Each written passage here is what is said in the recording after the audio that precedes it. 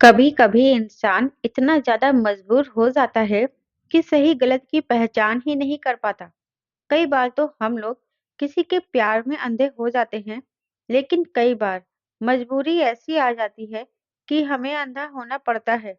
इंसान अपनी खुशी से ज़्यादा जब दूसरों की खुशी के बारे में सोचने लग जाता है, तो वह पूरी तरह से दलदल में फँस जाता है। ना तो वह बाहर निकल सकता है और ना ही वहाँ पर रह सकता है। कई बार मजबूरियाँ कुछ ऐसा करवा जाती हैं, जिनका हमें बिल्कुल भी अंदाज़ा नहीं होता कि आगे होने वाले हमारे साथ अत्याचारों को हम कैसे सहन कर पाएँगे। मजबूरी में कुछ ऐसा फैसला हम लोग कर लेते हैं, जिसके बाद हमें पूरी उम्र रोना पड़ता है। ऐसा ही कुछ मेरे साथ हुआ था। मैंने अपनी मजबूरी को और दूसरों की खुशी के लिए जो रास्ता चुना था, उस रास्ते में मुझे हर कदम पर रोना ही पड़ा और मेरी हालत बिल्कुल मरने जैसी हो गई थी और मुझे कुछ भी समझ में नहीं आ रहा था कि क्या सही है और क्या गलत। दरअसल आपके रोंगटे खड़े हो जाएंगे।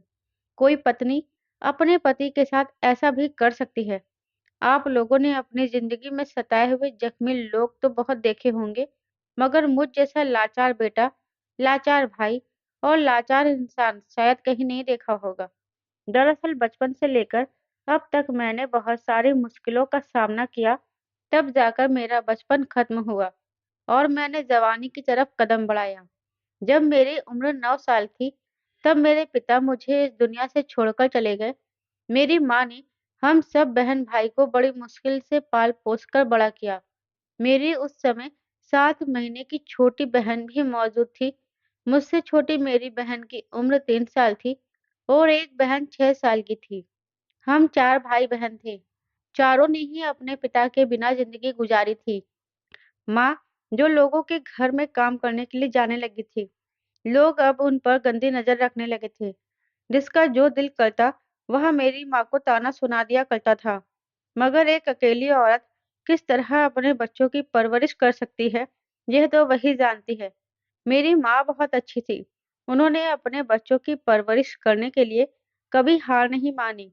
हमारा पेट भरने के लिए उन्होंने लोगों के घरों में काम छोड़कर फैक्ट्री में नौकरी तलाश करनी शुरू कर ली। हमारी माँ बहुत खूबसूरत थी। यहाँ तक कि मेरे पापा भी देखने में बहुत स्मार्ट हैं। यही वजह थी कि हम सब भाई-बहन भी अपने माता-पिता पर गए थे। गौरी रंगत और खूबसूरत चेहरे वाले। सबसे ज़्यादा खूबसूरत मैं था। मेरी बहन भी बहुत सुंदर थी। भले ही हमारे पास दौलत नहीं थी, मगर ऊपर वाले ने हमें खूबसूरती कूट-कूट कर दी थी। मुझसे छोटी मेरी बहन का नाम आरज़ू था और उससे छोटी वाली बहन का नाम रिंकू और सबसे छोटी वाली बहन का नाम शीतल था, जो हम सब की बेहद लाडली थी, जिसने होश संभालने के बाद अपने पिता को देखा ही नहीं था। लेकिन मैं अपनी तीनों बहनों का लाडला बन गया था।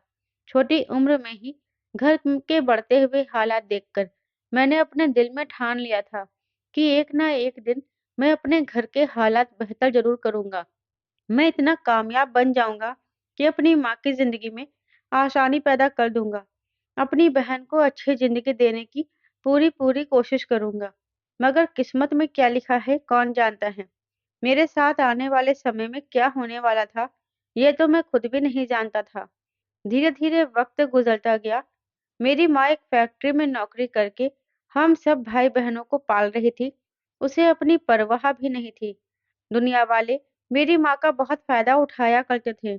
मुझे अच्छी तरह से याद है, जब एक दिन मेरी माँ सेठ जी के बंगले पर नौकरानी का काम करने के लिए गई थी, तब मैं भी उनके साथ जाया करता था। माँ को अगर किसी काम की ज़रूरत होती, तो मैं उनकी मदद कर दिया करता था। उस समय मेरी छोटी बहन भी बहुत छोटी थी, मगर माँ काम में लगी हुई होती, तो मैं शीतल को भी सँभाल लेता था। एक दिन मैंने देखा कि सेठ जी ने मेरी माँ को दबोच लिया और वह उनके साथ बदतमीजी करने लगे। उस दिन उनके परिवार का कोई भी मेंबर घर में मौजूद नहीं था और मेरी माँ को अकेला घर में काम करते हुए देखकर उनकी उन पर नीयत खराब हो गई। उन्होंने मेरी माँ की इज्जत के साथ खेलना चाहा, मगर मैं बच्चा ज़रूर था। अपनी माँ को चीखते-चिल्लाते हुए देखकर घबरा गया। सोचने लगा कि ज़रूर मेरी माँ किसी बड़ी मुसीबत में फँसी हुई है। मेरे जल्दी से अपनी बहन को जमीन पर ही लिटा दिया और खुद उधर की तरफ भागा, जिधर सेठ जी मेरी माँ को तंग कर रहे थे। मुझे समझ नहीं आया कि मैं क्या करूं। सेठ जी को नहीं पता था कि मैं उनके पीछे खड़ा हुआ हूँ। उन्होंने घर का मेन दरवाजा तो अच्छी तरह से बंद कर दिया था, मगर घर में मैं भी मौजूद था। मेरी माँ जोर-जोर से चीख रही थी और उनसे खुद को छुड़ाने की कोशिश कर रही थी, मगर वह दरिंदा मेरी माँ को छोड़ने के लिए तैयार ही नहीं था। मैं जल्दी से भागकर डंडा उठाकर लाया और पीछे से ही सेठ जी के सर पर वह डंडा जोर से दे मारा। मैंने इतनी जोर से डंडा मारा था कि सेठ जी के सर से खून निकलने लगा था। मेरी माँ डर गई। मैं अपनी माँ को लेकर जल्दी से निकल आया। उस दिन मुझे अपनी माँ पर बहुत अफ़सोस हुआ था। वह घर आकर बहुत रोई थी। वह मुझे और बहन को बहुत प्यार कर रही थी।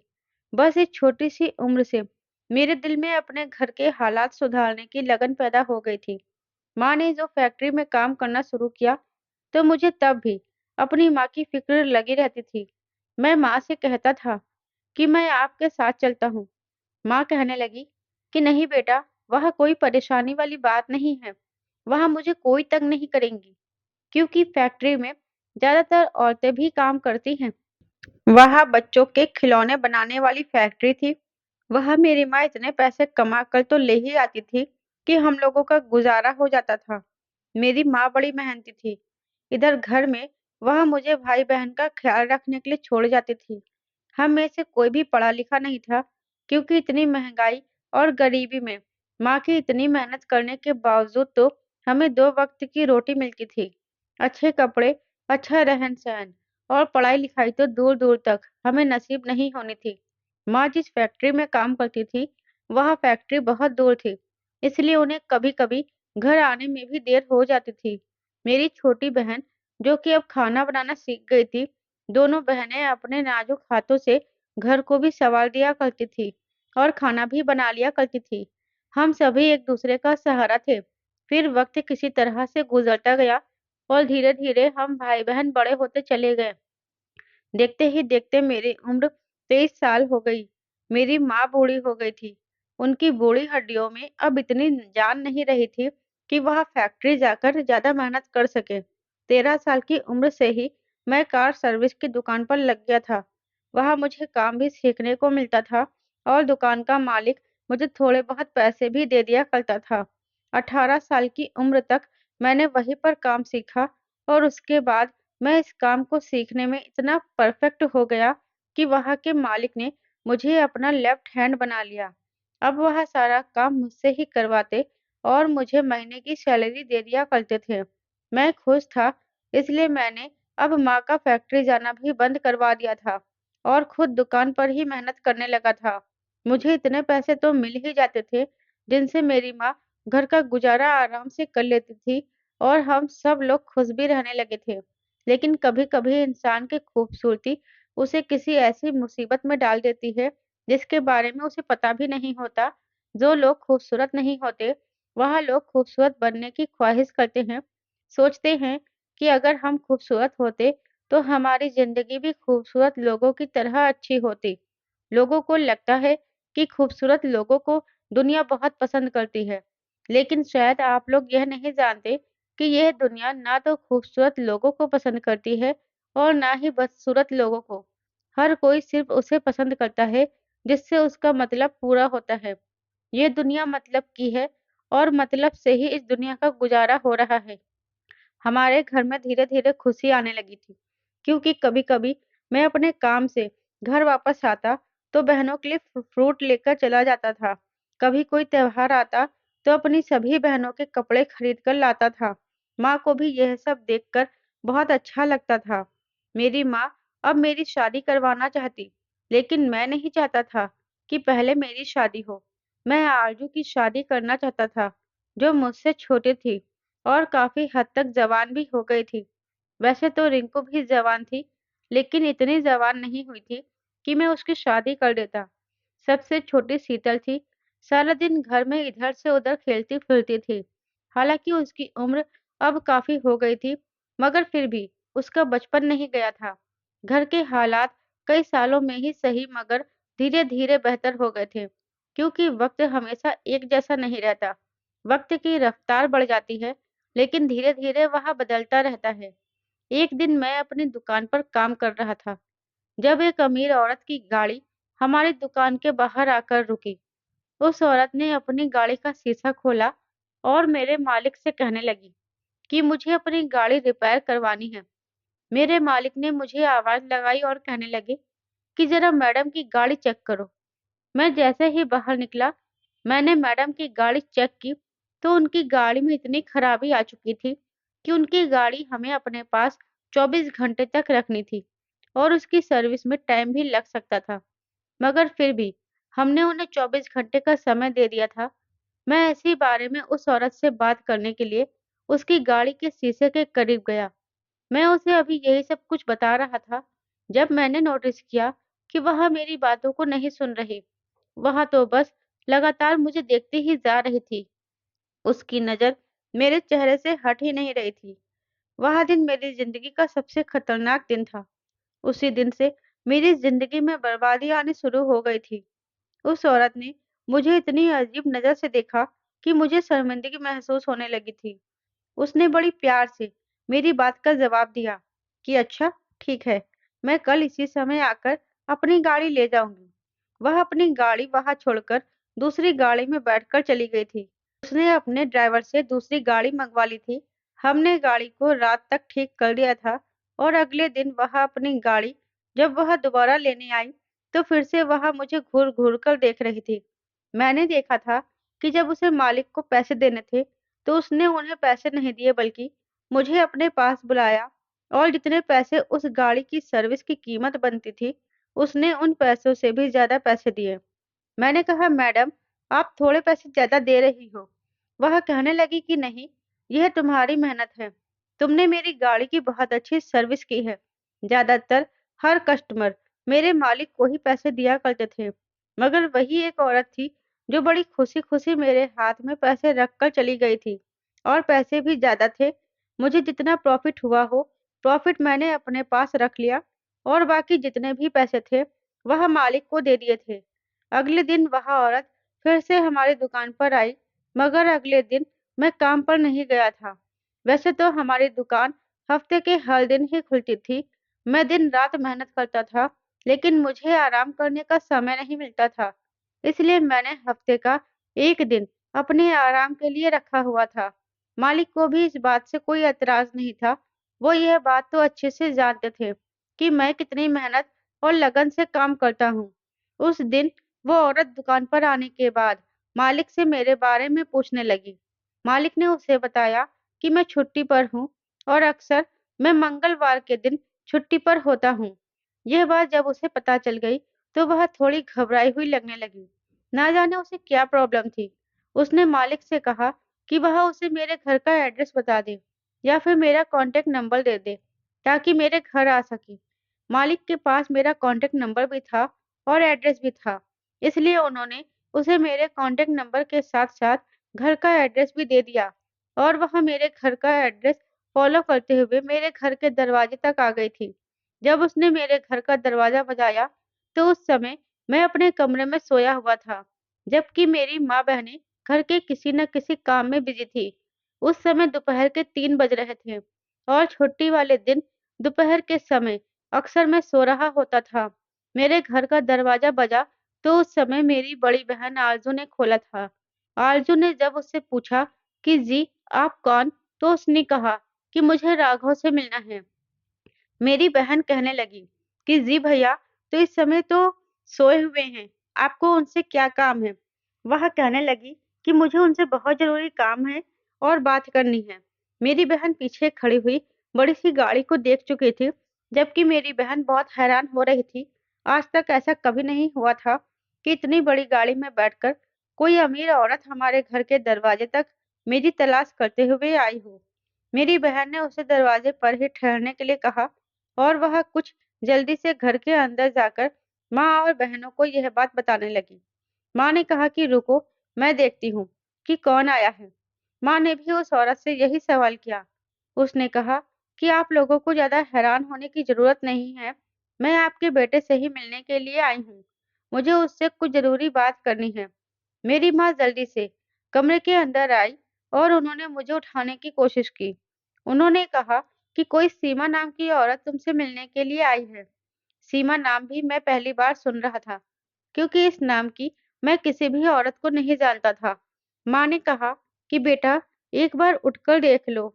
उसने कहा कि उसे तुमसे कोई ज़रूरी काम है।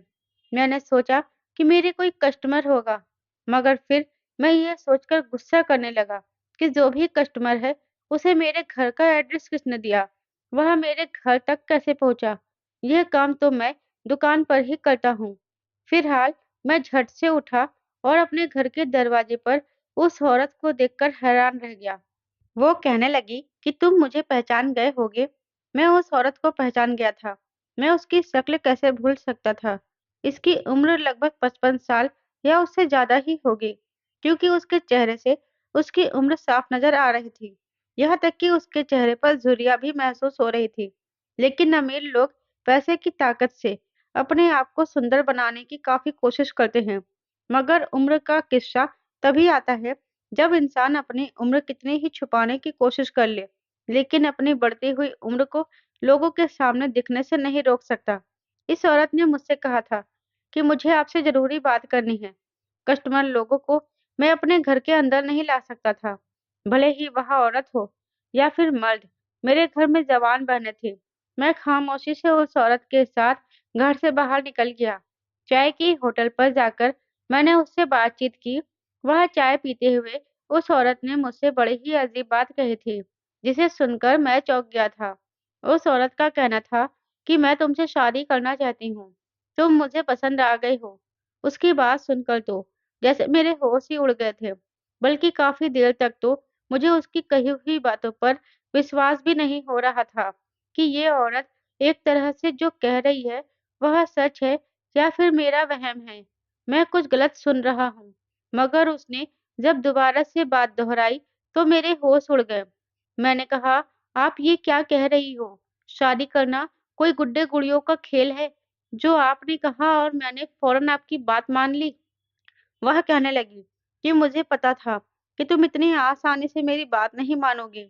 देखो, मैंने तुम्हारा घर देखा है, टूटे-फूटे छोटा-सा, गरीबी भरी ज़िंदगी। आखिर तुम्हें ऐसी ज़िंदगी क्या दे सकती है? सिर्फ़ गरीबी के अलावा कुछ भी नहीं। मुझसे शादी कर लोगे, तो तुम्हारी ज़िंदगी बदल जाएगी। मैं तुम्हें पैसों में इतना तोल दूँगी कि तुम्हें कभी किसी चीज़ की कमी नहीं होगी। उस औरत ने मेरे सामने एक सूटकेस रख दिया और उस सूटकेस को खोलकर उसके अंदर से ढेरों पैसे निकालकर मेरे सामने रखती है और कहा कि ये सब पैसे तुम्हारे हैं। अगर कम पड़ जाए तो फिर तुम मुझे बोल देना। इससे ज़्यादा पैसे तुम्हारे घर पर भिजवा दूँगी। उसने अपना कॉन्टैक्ट नंबर भी वहाँ पर रख दिया था। उसने कहा कि तुम्हें अपने घर की हालत सुधारनी है या नहीं? तुम्हें अपनी बहनों की अच्छे से शादी करनी है या नहीं? तुम्हें अपनी माँ को सुख-चैन देना है या नहीं? एक बार के लिए तो मैं उस औरत की बातों को इनकार करने लगा था और उसके पैसों को भी ठुकरा दिया था। लेकिन फिर उस औरत ने कहा कि तुम्हारी माँ, जिसकी उम्र इतनी हो गई है, फिर भी वह फैक्ट्री में जानवरों की तरह काम करती है।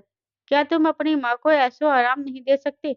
और इस तरह दुकान पर काम करने से तो तुम अपनी माँ को चैन से सुख-चैन नहीं दे सकते। इसलिए इन पैसों को तो तुम्हें स्वीकार करना ही पड़ेगा और तुम्हारी बहनें भी तो जवान होने को आई हैं। उनकी अच्छे घर में शादी करनी है, ताकि वह पूरी उम्र खुश रह सके। तो इन पैसों को तो तुम्हें अपनाना ही पड़ेगा, क्योंकि जब पैसे होंगे, तभी तुम ये सब कर पाओगे। भले ही मेरी उम्र ज़्यादा है, लेकिन आज भी मैं एक जवान लड़की जितनी ताकत और सुंदरता रखती हूँ। इस बात को तो तुम ठुकरा ही नहीं सकते। उस औरत ने जब ये बात कही तो मेरा दिमाग पूरी तरह से बदल चुका था। मुझे अपनी बहनों का ख़्याल आया, जिनकी उम्र शादी होने को आई है और उनकी शादी मुझे अच्छे घर में तो करनी ही है और अच्छे घर में अगर मैं शादी करूँगा, तो मुझे पैसों की ज़रूरत पड़ेगी और माँ भी तो काम करके कितना परेशान होती है। इसलिए मुझे अपनी ज़िंदगी को दाँव पर लगाकर अपने परिवार वालों को सुख-चैन देना था, क्योंकि मुझे खुद से ज़्यादा उनकी परवाह थी। मैं नहीं चाहता था कि उन लोगों को किसी भी तरह से कोई परेशानी का सामना करना पड़े। भले ही मैं अपनी शादी इस बूढ़ी औरत के साथ कर लूँ। मुझे पूरी उम्र दुखी रहना मंज़ूर है, लेकिन अपनी बहनों को और माँ को परेशानी में देखना बिल्कुल भी नहीं। इसलिए मैंने उसको हाँ बोल दिया और कहा कि मैं इन पैसों को स्वीकार करता हूँ। मेरा जवाब हाँ में सुनकर उस औरत की खुशी का कोई ठिकाना नहीं था। वह तो पूरी तरह से झूम उठी। मैं वहाँ पैसों का सूटकेस लेकर घर पर आ गया। मेरे दिमाग में सिर्फ यही चल रहा था कि मैं माँ और बहनों को क्या जवाब दूंगा। वह मुझसे पूछेंगे कि इतने सारे पैसे अचानक से कहाँ से आ गए, तो मैं उन लोगों को क्या बोलूँगा? उन लोगों को मैं अभी ये नहीं बता सकता कि मैंने एक बूढ़ी औरत के साथ शादी करने का फैसला किया है और उसी औरत ने मुझे यह पैसे दिए हैं। क्योंकि अगर मैं ऐसा बोलूँगा, तो मेरी माँ सब कुछ स्वीकार करने से इनकार कर देगी। इसलिए मुझे कुछ न कुछ तो झूठ बोलना ही था। इसलिए मैंने माँ से कहा कि माँ, ये पैसे मुझे अपने मालिक ने दिए हैं। माँ ने पूछा कि कौन से मालिक ने? दुकानदार तो इतना ज़्यादा अमीर नहीं है। अगर उसके पास इतने सारे पैसे हैं तो उसने यह छोटी-मोटी दुकान क्यों खोल रखी है? कोई बड़ा बिज़नेस करता। तभी मैंने माँ से कहा कि माँ, दुकान के मालिक ने नहीं बल्कि एक इंसान वहाँ पर गाड़ी ठीक करवाने के लिए आया था। उसकी गाड़ी की काफ़ी हालत बिगड़ गई थी। मैंने बड़ी ही जल्दी से उसकी गाड़ी को सही कर दिया था और अच्छा बना दिया था। तो उसने खुश होकर मुझे यह पैसे दे दिए। वह आदमी बहुत अमीर था। वहाँ बहुत बड़ा उनका बिज़नेस चलता है। काफ़ी बड़े लोग थे और मैंने यह काम इतनी सफाई से किया, तो उन्होंने मुझे गिफ्ट के तौर पर यह पैसे दे दिए। मैंने लेने से तो मना कर दिया था, लेकिन उन्होंने ज़बरदस्ती मेरे हाथ में यह सूटकेस थमा दिया और वहाँ से चले गए। मेरी माँ ने कहा कि ये तो अच्छा हो गया है। मैं कहती थी ना कि जब भगवान हमें देगा तो छप्पड़ फाड़ के देगा। इतने सारे पैसे देखकर मेरी माँ और मेरी बहन झूम उठे। मेरी माँ और मेरी बहन के चेहरे की जो खुशी थी, वह देखकर मेरा सारा दुःख दर्द जैसे गायब ही हो गया था। मैंने उन पैसों से अपनी बहनों की अच्छे घर में शादी कर दी और अपनी माँ को भी काम पर जाने से मना कर दिया। बाकी के बचे हुए पैसों से मैंने अपना एक घर बना लिया और उस कुछ बचे हुए पैसों से अपना खुद का छोटा-मोटा काम शुरू कर लिया। अब हम लोग सुकून से रह रहे थे। एक रोज़ उस औरत का फिर से हमारे घर पर आना हुआ। मैं उसको लेकर पास ही के ढाबे पर चला गया और वहाँ पर जाकर उससे बातें करने लगा। उस औरत ने कहा कि अब तो तुम मुझसे शादी करो। तुम कहते हो तो मैं तुम्हारे घर पर तुम्हारी माँ से बात कर लेती हूँ। मैंने उस औरत से कहा कि मुझे कुछ समय और चाहिए, लेकिन उस औरत ने मना कर दिया और बिना कुछ बोले सीधा वहाँ मेरे घर के अंदर चली गई और मेरी माँ को सारी बात बता दी। जब यह बात माँ को पता चली, तो माँ ने मेरे एक तमाचा दे मारा और कहा कि आज के बाद मेरा तुम्हारे साथ कोई रिश्ता नहीं है। तुम झूठ के बल पर लाए हुए पैसों को मुझे थमा दिए थे और यह झूठा सुख और चैन मुझे देने की कोशिश कर रहे थे। तुम अपनी ज़िंदगी क्यों बर्बाद कर रहे हो? तुम्हारी उम्र और इसकी उम्र में कितना फ़र्क है? तुम एक बूढ़ी औरत से शादी करोगे। तुम्हारे पिताजी ने कितनी इज़्ज़त कमाई थी, सारी इज़्ज़त को मिट्टी में मिला दोगे। भले ही हम गरीब हैं, लेकिन हमारी बदनामी तो नहीं होती। भले ही 2 टाइम का खाना हमें मुश्किल से मिलता है, लेकिन बदनामी की आग में मत झोंक। मैंने माँ से कहा कि माँ, मैंने इनसे वादा किया है और मुझे वादा पूरा करना होगा। माँ नाराज़ होकर कमरे के अंदर चली गई। मैंने उस औरत से कहा कि हम कल ही शादी कर लेंगे।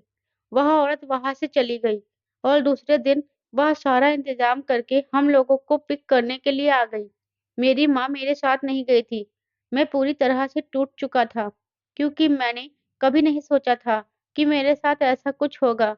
मैं अकेला ही चला गया और उस बूढ़ी औरत के साथ शादी करके उसकी हवेली में रहने लगा। मुझे माँ की बहुत कमी खलती थी, लेकिन माँ मुझे घर के अंदर नहीं घुसने देती और ना ही मुझसे बात करती थी। मुझे भगवान पर भरोसा था कि एक ना एक दिन मेरी माँ ज़रूर मुझे माफ़ कर देगी, लेकिन ऐसा नहीं हुआ। वह सिर्फ़ अलग ही रहती थी और मेरी इस बात से मेरी बहनें भी बहुत नाराज़ हुईं। अब माँ की देखभाल मेरी बहन करती थी, क्योंकि मेरी माँ उनके पास चली गई थी। मुझे इस बात की तो संतुष्टि थी कि माँ उनके पास है तो खुश है और अच्छे से रह रही है, अकेली तो नहीं रहती। इधर वह बूढ़ी औरत कुछ दिनों तक तो मेरे साथ अच्छा बिहेव करती रही, लेकिन उसके बाद जो उसने मेरे साथ करना शुरू किया, उसे सुनकर तो सबके रोंगटे खड़े हो जाएँगे। घर में कोई भी आता तो मैं उनके साथ हँस के बोल लेता, तो वह मुझे कोड़ों से मारती थी और रात को ज़बरदस्ती मेरे साथ पलंग पर सोती थी और मुझसे कहती थी कि मुझे संतुष्ट करो। मैं पूरी रात उनके साथ लगा रहता था, लेकिन फिर भी वह मुझसे कहती थी कि मैं संतुष्ट नहीं हुई हूँ। और जब मैं बोल देता कि मैं पूरी तरह से थक कर चूर हो गया हूँ, मेरे अंदर इतनी हिम्मत नहीं रही, तो वह फिर से मुझे कोड़ों से पीटना शुरू कर देती। मुझे समझ में नहीं आता कि आखिर मैं किस दलदल में फँस गया हूँ। चंद पैसों के चक्कर में मैंने अपने हाथों से अपनी ज़िंदगी खराब कर ली थी, लेकिन मैंने यह बात कभी भी किसी को बताने की कोशिश नहीं की, क्योंकि माँ और बहनों के अलावा मेरा इस ज़िंदगी में कोई नहीं था और उन्हें बताकर मैं उन्हें टेंशन नहीं देना चाहता था और मैं यहाँ से भाग भी नहीं सकता था, क्योंकि यह औरत इतनी खतरनाक थी कि अगर मैं भाग जाता तो मेरे सारे परिवार को मेरे साथ ही मार देती। मुझे समझ में नहीं आ रहा था कि आखिर मैं क्या करूँ? छोटी-छोटी बातों पर वह औरत गुस्सा हो जाती थी और वह गुस्से में आकर मेरे साथ मारपीट करती थी। मुझे खाना तक नहीं देती थी। कुछ दिनों तक मुझे रूखा-सूखा खाना ही देती थी और ढंग का खाना मुझे खाने नहीं देती थी।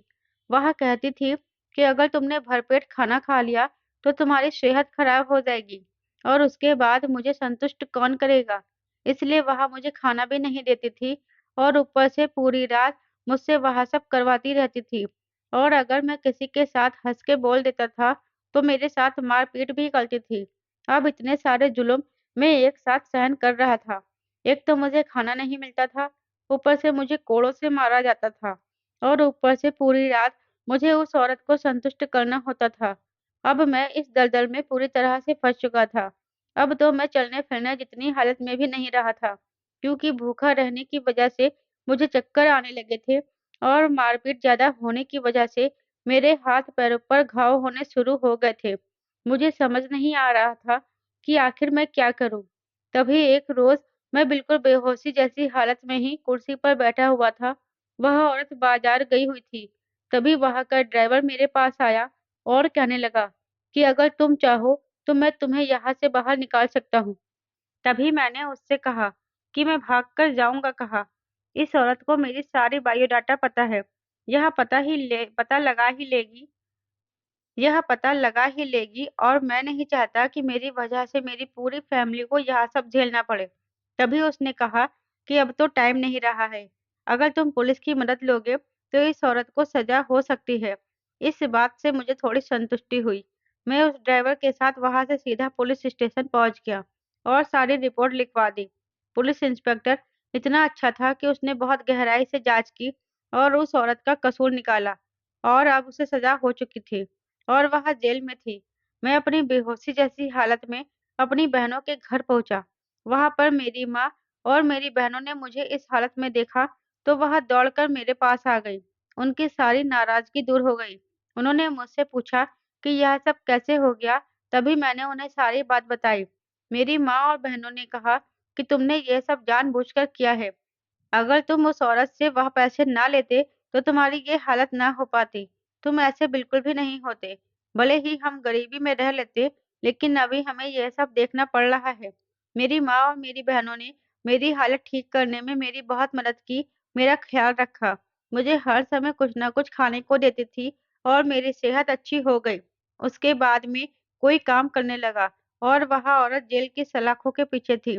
जब मेरी हालत कुछ सुधरी, तो मैंने उस औरत के बारे में पता लगाया, तो बाद में मुझे पता चला था कि उस औरत के पति ने उसे किसी दूसरी औरत के लिए तलाक दे दिया था और वह सारी दौलत उसके अपने बाप की थी, जिस पे वह मनचाहा उड़ा रही थी।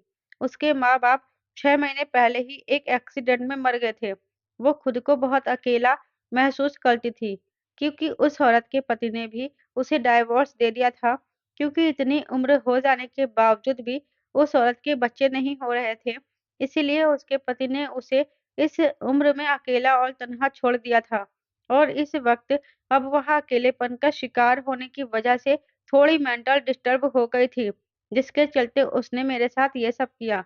दोस्तों, एक उम्र के बाद हमें एक पार्टनर, एक साथी की बहुत ज़रूरत होती है और जब उस एज में ही हमें कोई अपना छोड़कर चला जाए, तो हम अकेलेपन का शिकार हो जाते हैं। और अनजाने में हमसे ऐसी गलती हो जाती है, जिसकी सजा हमें पूरी जिंदगी भुगतनी पड़ती है। दोस्तों, उम्मीद करती हूँ आपको मेरी कहानी पसंद आई होगी। कहानी पसंद आई है तो वीडियो को लाइक और शेयर करें। चैनल पर नए हैं तो चैनल को सब्सक्राइब जरूर करें। साथ ही बेल आइकन को प्रेस करें जिससे वीडियो की अगली अपडेट सबसे पहले आपको मिले।